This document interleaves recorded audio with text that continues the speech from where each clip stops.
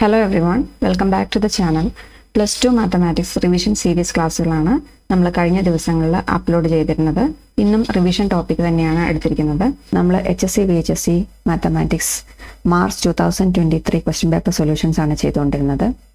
ഇന്ന് അതിൻ്റെ 5th question ആണ്, അതിൻ്റെ സൊല്യൂഷനാണ് നമ്മൾ ഡിസ്കസ് ചെയ്യുന്നത്. ഓക്കെ, അപ്പോൾ ക്വസ്റ്റ്യൻ നോക്കാം.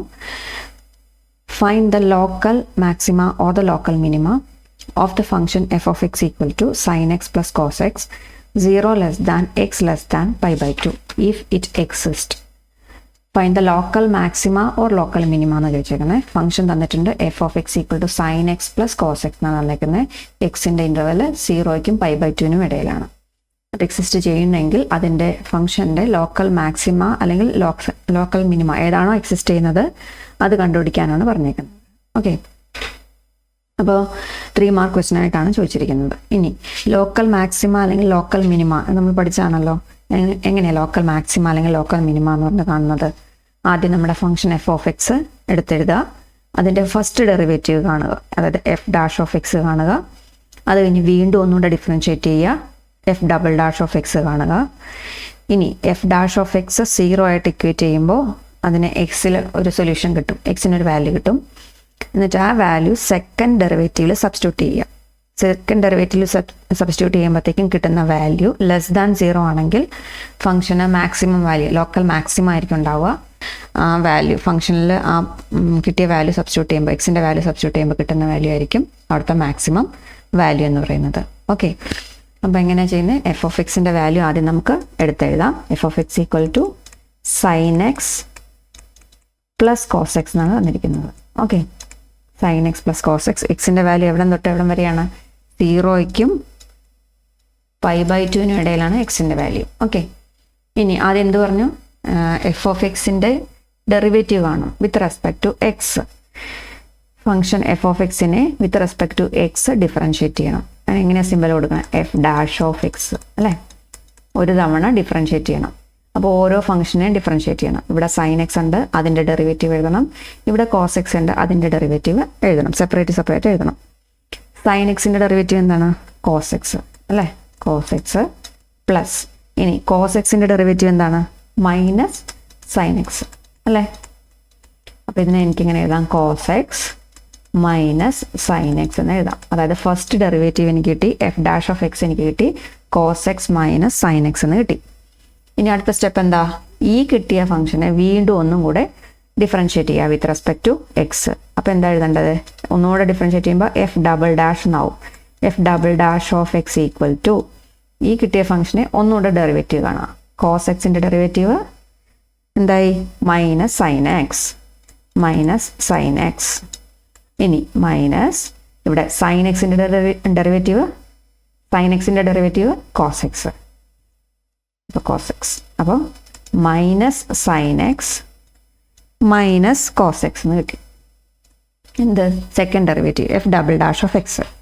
ഇനി നാം ഫസ്റ്റ് ഡെറിവേറ്റീവ് കണ്ടുപിടിച്ചു, സെക്കൻഡ് ഡെറിവേറ്റീവ് കണ്ടുപിടിച്ചു. ഇനി ലോക്കൽ മാക്സിമം ആണോ മിനിമം ആണോ എന്ന് അറിയാൻ വേണ്ടി എന്ത് ചെയ്യണം? First derivative should be equated to 0. അങ്ങനെയല്ലേ പഠിച്ചത്? F dash of X is equal to 0, equated to 0 ചെയ്യുക. അപ്പോൾ എക്സിൻ്റെ വാല്യൂ എന്താണ് കിട്ടണമെന്ന് നോക്കാം. F dash of X should be equal to 0 അല്ലേ, ഇക്വേറ്റഡ് ടു 0 ചെയ്യുവാണെങ്കിൽ ഇവിടെ എന്താ? F dash of X cos X minus sine X എന്നാണ്. അതെന്തുമായിട്ട് ഇക്വേറ്റ് ചെയ്യണം? 0 ആയിട്ട് ഇക്വേറ്റ് ചെയ്യുക. അതിൻ്റെ അർത്ഥം എന്താണ്? Cos X minus sine X equal to 0. ഈ മൈനസ് സൈൻ എക്സിനെ റൈറ്റ് സൈഡിലേക്ക് കൊണ്ടുപോയാൽ പ്ലസ് സൈൻ എക്സ് എന്നാവും അല്ലേ. Cos X equal to sine X.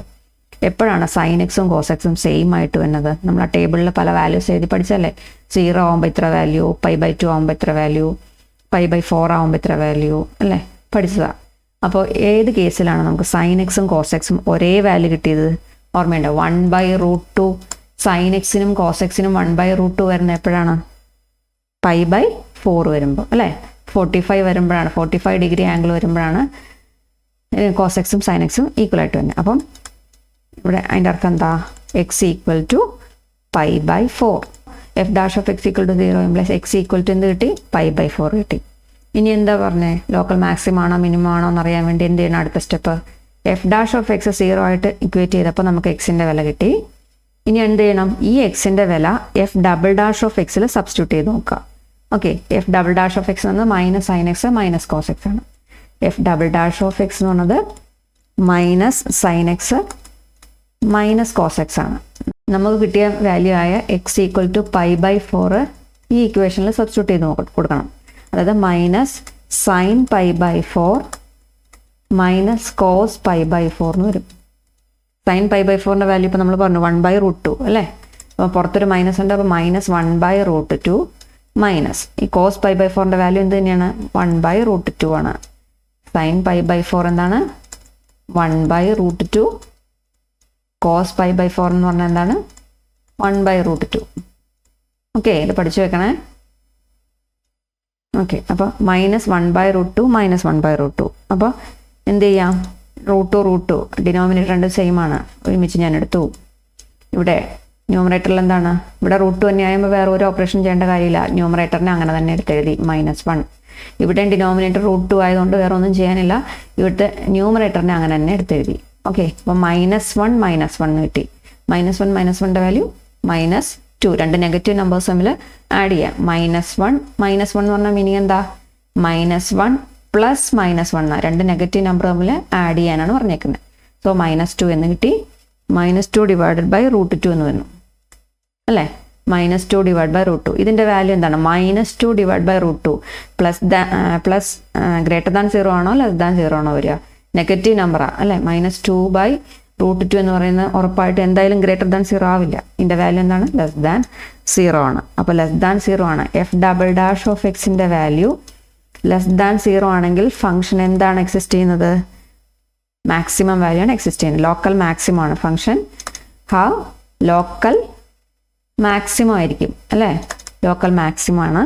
ആ മാക്സിമം വാല്യൂ എവിടെ എക്സിസ്റ്റ് ചെയ്യുന്നു? At the point X equal to π/4. ഈ പറഞ്ഞ π/4 എന്നുള്ള പോയിന്റിലാണ് function local maximum value exist ചെയ്യുന്നത്.